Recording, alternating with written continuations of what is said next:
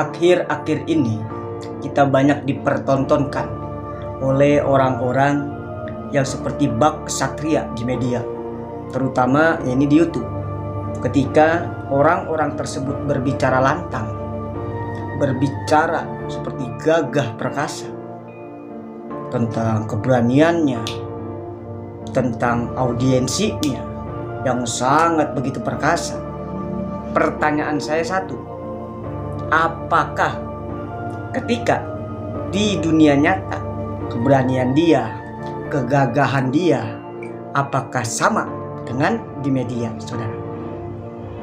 Sedulur-sedulur yang diberkahi Allah, dengan muncul-munculnya orang-orang yang congkak, orang-orang yang pongah, bagaikan bak ksatria yang menonjolkan dirinya itu biar dianggap oleh orang lain itu wah, biar dianggap oleh orang lain itu hebat, bisa kita jadikan tanda tanya kepada orang-orang tersebut.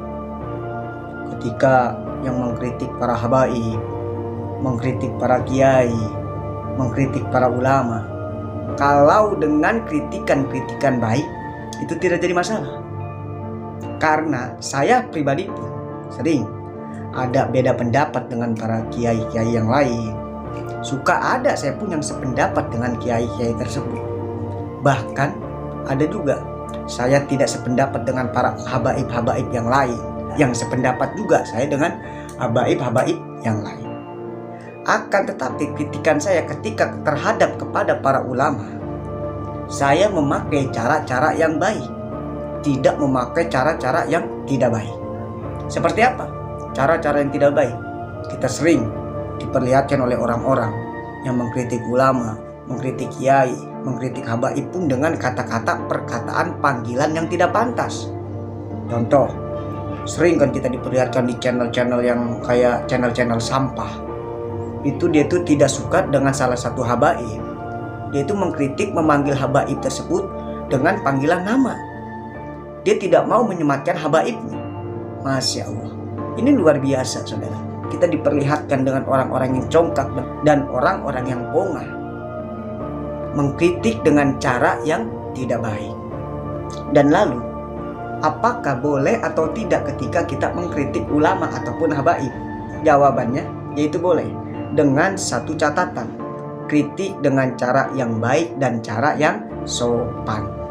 Karena ketika salah satu para habaib, ketika dia itu melakukan kesalahan, lalu kita mendiamkan saja, artinya kita itu berkhianat tentang kakeknya para habaib, yakni baginda Nabi besar Muhammad SAW. Ada salah satu habaib, contoh seperti kayak maksiat dan tidak baik dan tidak benar dan lain dan sebagainya, lalu kita mendiamkan karena khawatir kita takut kualat. Itu jawabannya, artinya kita tuh tidak menghargai kakeknya para habaib, yakni baginda Nabi besar Muhammad SAW.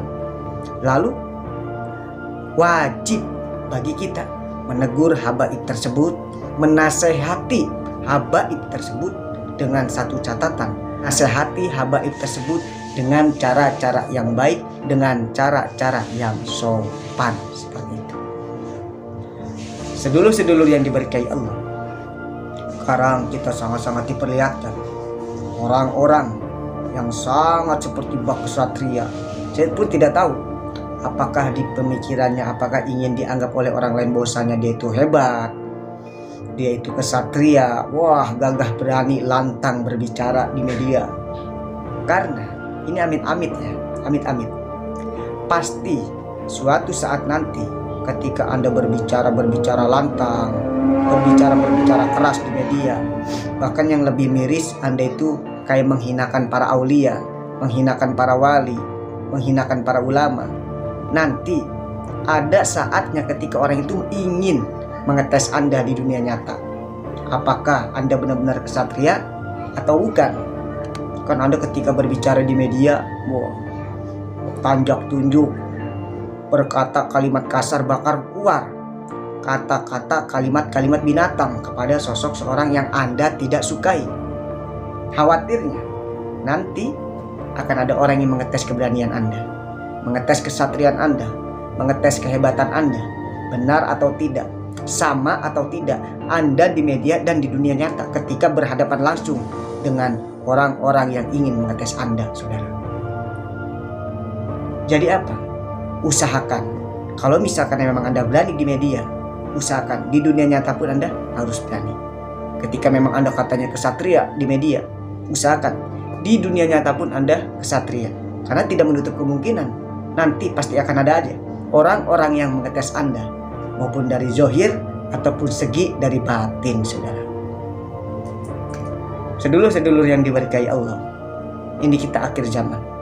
Berikanlah manfaat kepada orang lain selagi kita bisa memberikan kemanfaatan kepada orang lain. Ketika kita mampu memberikan manfaat melalui segi materi ataupun ekonomi, maka berikanlah manfaat itu kepada orang yang membutuhkan harta dan materi, saudara. Jikalau kita melalui harta, melalui ekonomi kita tidak mampu memberikan manfaat kepada orang lain, maka berikanlah manfaat pemikiran kepada orang lain. Karena ketika manfaat kepemikiran kita memberikan nasihat solusi yang baik kepada orang lain, itu sama juga kita memberikan manfaat kepada orang lain. Jikalau kita tidak mampu memberikan manfaat dari segi pemikiran, maka berikanlah manfaat dari segi doa, saudara. Ketika kita dari segi doa, doakan orang-orang itu yang terbaik. Seandainya pun itu musuh kita, maka wajib kita memberikan doa-doa yang terbaik kepada orang lain, maupun itu kepada musuh, maupun itu kepada orang lain, terkhusus kaum muslimin wal muslimat. Doakan dia semoga diberi hidayah, semoga diberikan jalan yang lurus menurut Allah Subhanahu wa ta'ala. Jikalau melalui doa pun Anda tidak mampu memberikan manfaat kepada orang lain, maka yang terakhir, berikanlah cinta dan manfaat kepada orang lain. Kenapa cinta bisa diberikan kategori manfaat kepada orang lain?